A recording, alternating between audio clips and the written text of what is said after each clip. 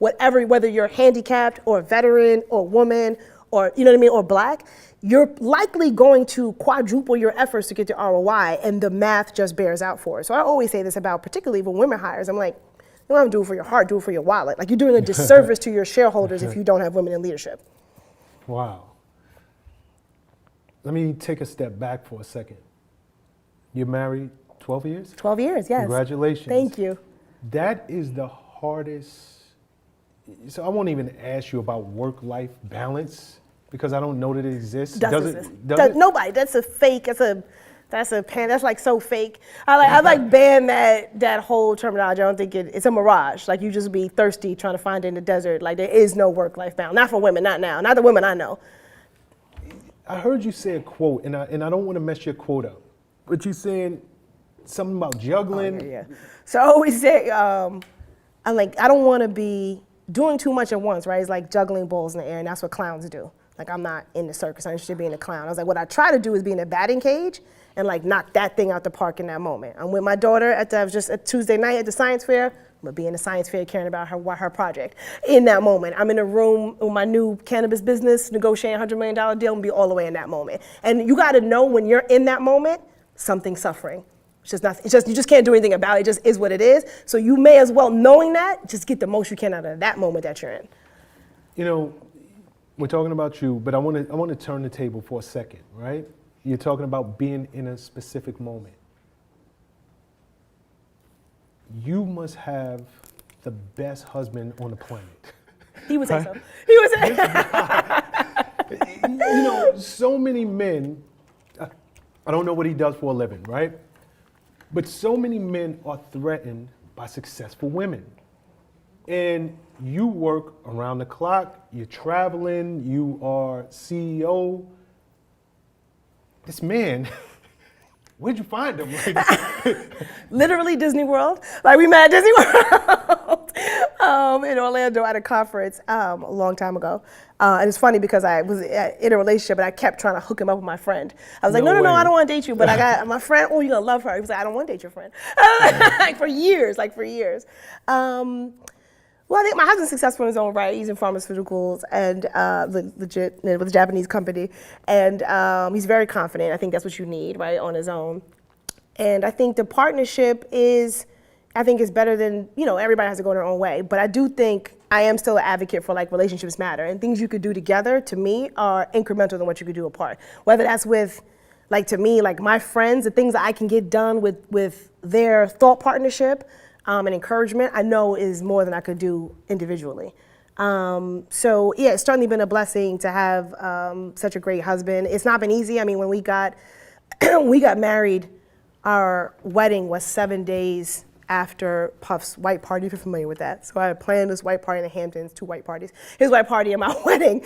And it was very challenging. I told him actually at the time, I was like, well, because I lived in Atlanta at the time, so he had asked me to move to Atlanta when we got married. I was like, well, I'm gonna commute for like 6 months to a year, and then I'll find something in Atlanta. And that was like 2007. So, it's like, that was the real fake out that you gave me when we got married. But I also, I believe deeply in relationships. In many ways, this is probably very, again, counterintuitive to what way people move today. I'm old-fashioned in the sense that I do, for the most part, feel like the man is the head of the household unless he needs to be overthrown, right? You know what I mean? So I try to be like a great wife. You know what I mean? I also feel like, to the intensity of the moment that you're in, I'm appreciative of what he brings to the table. I treat him as a leader of our household, and he deserves it. So I think, that's work for us.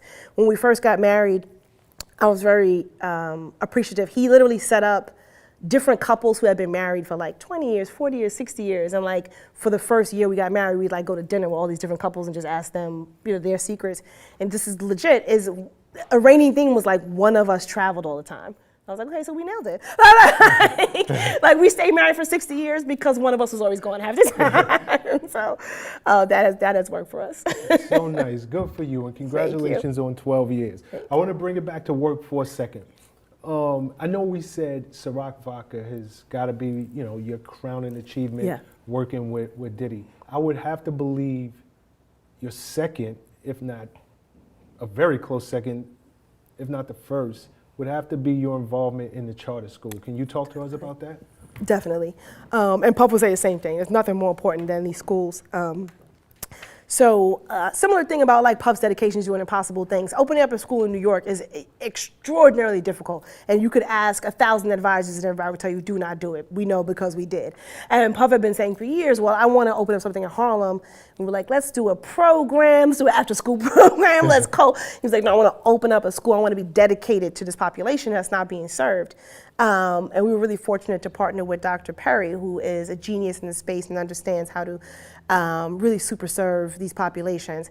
As an example, the school in Harlem, Capital Prep, we were getting kids coming in 3 grades behind in math and reading in their initial year. Crazy thing is within a year, they were catching up like 2.5 years. Our point of view was like, that's horrible news, because if it's even possible, we should be doing this everywhere, right? So we're so happy now that we have Connecticut and Harlem. We got approved for the charter in the Bronx early this year. And it means so much to me that even though I left Combs Enterprises, the one thing that I kept was staying on the board of the Capital Prep schools. And I encourage anybody, I know just a little bit, but we always encourage people to come tour the school. The kids run the school, they are phenomenal. I've never seen anybody come and not end up the day like in tears, because these kids' stories are so moving, and their transition, not beyond honestly what they're learning in terms of math and science and reading, but their character and their confidence evolution is extraordinary.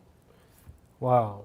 Can you mentioned Dr. Perry? Yes. Do you mind speaking on his behalf? Like, who is Dr. For anybody who's not aware who Dr. Perry is, this is a phenomenal individual. Can you let everybody in the audience know? Yeah, no, Dr. Stephen Perry has dedicated his life to education and serving minority populations who are not getting the level of education and the level of like personality development that's needed. He has a hugely successful school in Connecticut that he started that we're now joined together with him that outperforms schools that are triple resourced. And it very much comes down to a level of dedication and intensity, but it's also around ensuring these kids understand their worth and their value, and that the way they treat each other and the way that they, down to everything, the way they open doors, the way their uniform is, the words that they use, the lexicon, the ability to speak extemporaneously. If you go into any classroom in any Capital Prep school on any day, there'll be a kid who can step up, like right, you just walk in there, they'll explain to you, our lesson for today is this is what we're working on, blah, blah, blah. It's an important skill set that is being lost, I think, in a technical age, to be able to articulate yourself well and surmise what you're doing in that moment, and then feel confident with whoever your audience is. And he is dedicated to ingratiating these kids with these skills. And when you go in and see 4th graders that know their stuff like that and have the confidence off the cuff, and some of them in their 3rd month, it's like, could you imagine if these kids were raised with this type of initiative from birth? So he is such a minister of that gospel, definitely worth looking up, and he's a phenomenal speaker as well. He really is. He definitely is worth somebody that you should look up. What are you doing in your downtime? We spoke about work across the board. What are you doing? For one, do you ever have downtime? And what do you do? I don't. I mean, I think the biggest thing for me is, like everybody, I love my family and my friends. I love, probably the thing that I miss the most was reading, because I'm a geek. And so if I had time, like people would be like, yo, what would be your dream? And would be like, could I have 8 days of reading books all day? It would be so exciting. And then I love like just laughing with my friends. To me, to be honest, the most fun would be like my friends or my husband or my daughter, and like just chilling with some wine in the house and so that's telling the story. Yeah, I'm not that exciting. Tell us about this cannabis endeavor you're on. Yes. This is the next chapter. Yes. So, even before that, and this is an opportunity I think for everybody, is when you look at kind of the American economy and current state of business, and the failure of American corporations to be truly diverse in any way. We now have an industry, right? We have an opportunity that is, cannabis is relatively in its infancy, where we can actually try to build it in the right way. I mean, this is the thing that was exciting to me. It was like, damn, really, it's still not legal federally the way it should be, but already 80% of CEOs in the industry in the United States are all white men. Nothing against white men, but they can't have 80%. You know what I mean? Like, so, I mean, this is a real opportunity. They are projecting, forget like THC, the component of cannabis that actually would get somebody to get high, just on the CBD side, is projecting out to be a $40 billion industry just in the United States in the next decade.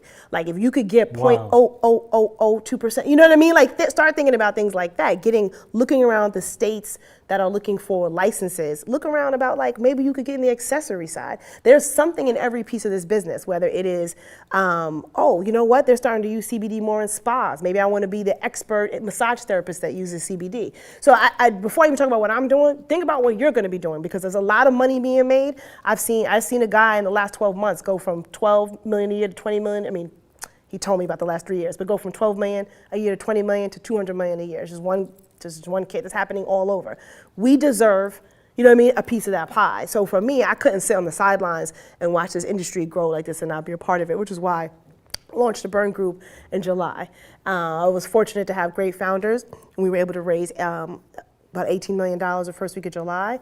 We've been hiring. I have a couple people here in New York and an office in Toronto. We're focused on e-commerce. We have an outstanding team in Canada. They actually do all of the e-commerce for Drake. OVO, which just launched in Japan, the Raptors, the Hawks are part of our team. And then we do obviously traditional branding. And then the other piece is we have a distribution. So the distributors that I've worked with in spirits are now trying to get into a CBD game, just as they should. And my team basically specializes in helping them pick exactly which brands should go into 500 CVS's around the country or all the Walmarts around the country and not only get in, but because we understand branding, we know what it takes to get out, right? And make sure that you have phenomenal brands. So it's called the BRN Group, BRN. Look it up, follow us. And I'm expecting to build, hopefully the what do you call it? I don't know, the cannabis of Ciroc. Did I hear this right? You said you're on the spirit side? Well, what happens is, so right now the distributors that I work with are the same distributors that are huge in the spirit space, right? So now they're looking at like, okay, how can we get a part of this action essentially? And my company is leading them in terms of like, these are the brands you should work with. This is where they should be. This is how how you roll it out into different spaces. I won't bore you with this, but one of the things that was successful with Ciroc was I was very intentional about what's called channel strategy. So one little example would be, like I built the Ciroc vodka in the military channels, and it was mostly an ignored channel for this kind of space. You actually were part of this too. And we were able to sell just like 300,000 cases in a channel that people didn't pay as much attention to. So when you think about selling products, it's not always just the traditional spaces of like, I just want to get in and sell it in Target, like thinking through like, is there an opportunity in a pet store? Is there an opportunity on this.com? You know what I mean? And how can you be narrowing your focus? Do you ever